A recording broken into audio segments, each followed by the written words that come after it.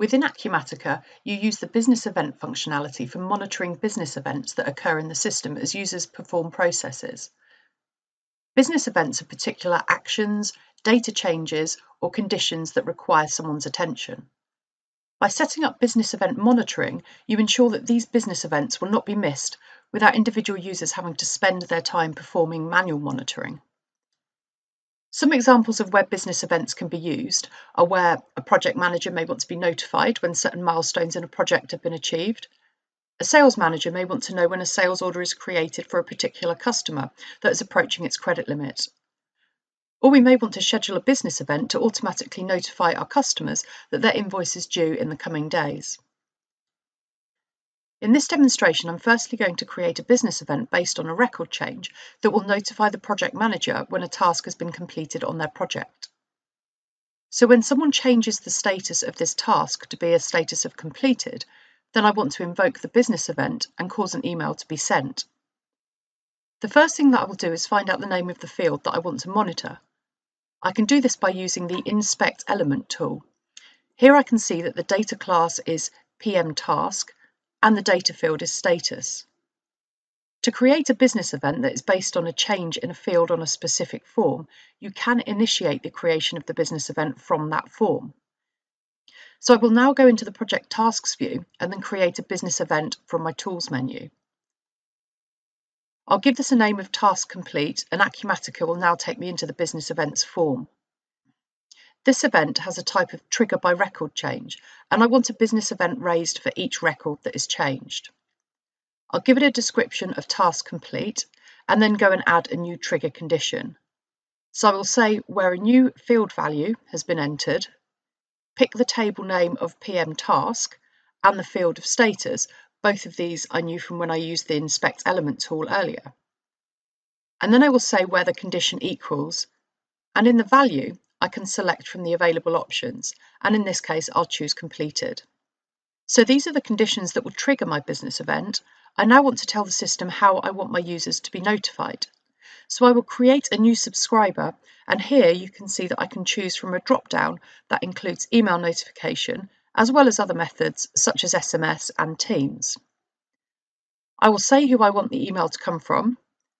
Then in the To field, I can either choose a dynamic email that we pulled from the record that the event is being triggered from, or I can choose from my list of user emails. So this could be the project manager. I will put the subject as Task Complete, and then in the main part of the email, I can create the email body by using both my own text and also data that I can dynamically pull from the tables associated with this event.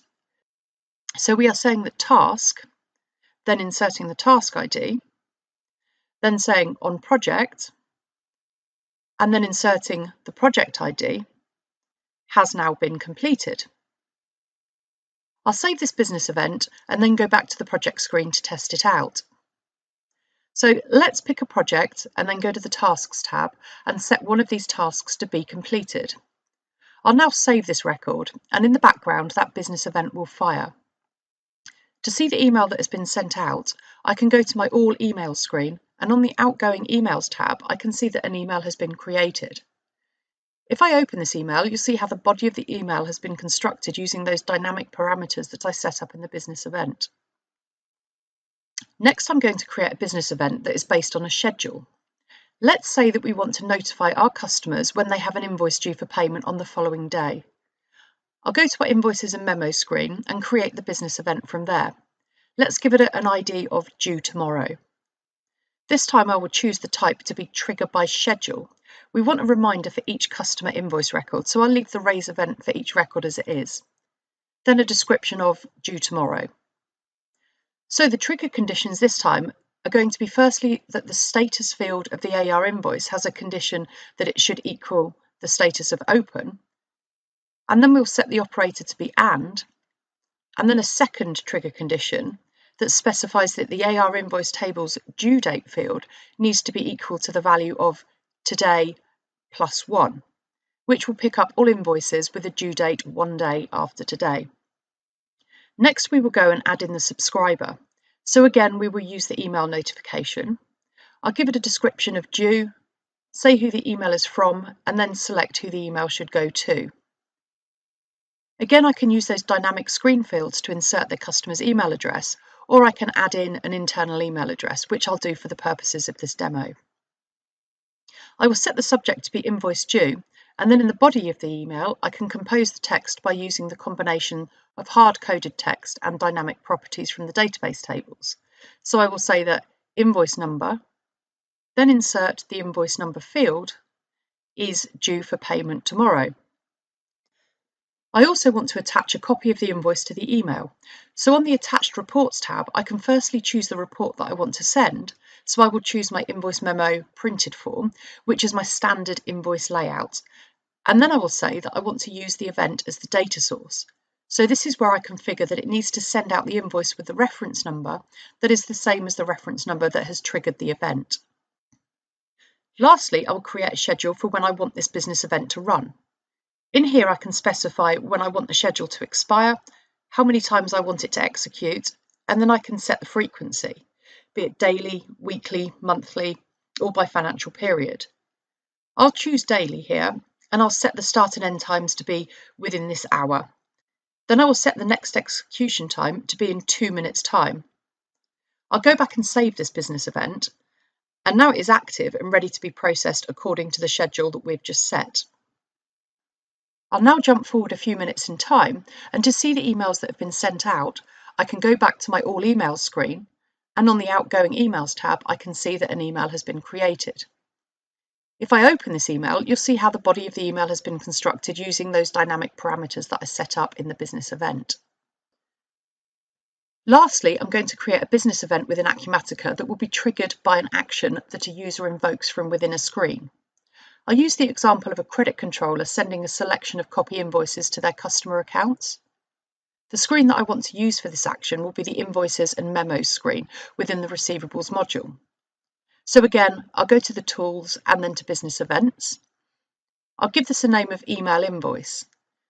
This time I'll change the type to be Trigger by Action, and I'll give it an action name of Send Copy. In the Subscribers tab, I will set up a new email template with a description of invoice, say who it's from, and then again I can dynamically choose the to email address from the fields within my system, although for demo purposes I will choose an internal email address. In the subject line, I will type in the words invoice number, and then I will insert the AR invoice number field, and then finish off with typing is attached. Again, I want to attach a copy of the invoice to the email. So on the Standard Reports tab, I can firstly choose the report that I want to send. So I'll pick that standard invoice layout again. And then I will say that I want to use the event as the data source and then go and tie up those reference numbers. I'll save this business event. And now when I come back to my Invoices and Memos screen, you will see that I have these 3 dots which open up the Actions menu, and the business event that I've just created is available to run. So to test this out, I will select a couple of invoices and then go to my Actions menu and click on Email Invoice. It will tell me that the operation has been completed, and if I now go back to my All Emails tab, you will see those copy invoices have been emailed to the customers.